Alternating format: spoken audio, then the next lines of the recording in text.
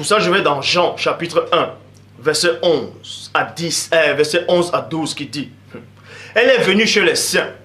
Vous voyez que la parole dit ici, qu'elle est venue chez les siens. Les siens, c'est quoi? C'est sa race, c'est sa patrie, c'est son peuple. Elle est venue chez les siens. C'est les vrais juifs. Le Christ est venu chez les vrais juifs. Je dis bien, chez les vrais juifs. Dans le verset 12, il est dit, mais à tous, elle est venue chez les siens. Maintenant on dit, et les siens ne l'ont point reçu. Mais vous allez comprendre en fait, que quand on dit les siens ne l'ont point reçu, ce n'est pas une bonne traduction.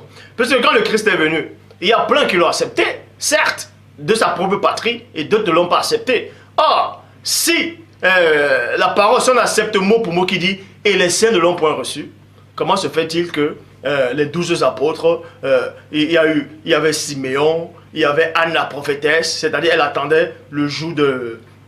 Elle attendait la naissance du fils aîné du père avant d'aller dormir.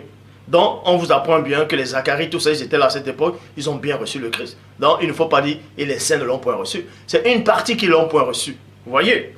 Et maintenant, dans le verset 12, on dit, à tous, mais à tous ceux qui l'ont reçu. Donc, on fait la distinction entre le premier peuple de Dieu et ceux-là qui ne sont pas le peuple de Dieu. Maintenant, on va trier ceux qui ne sont pas le peuple de Dieu. Vous allez voir qu'il y a des gens qui sont autoproclamés juifs, qui ont usurpé le titre de juif. Donc, ils ont usurpé le titre d'être appartenu du peuple de Dieu. Donc, on va donc voir cela.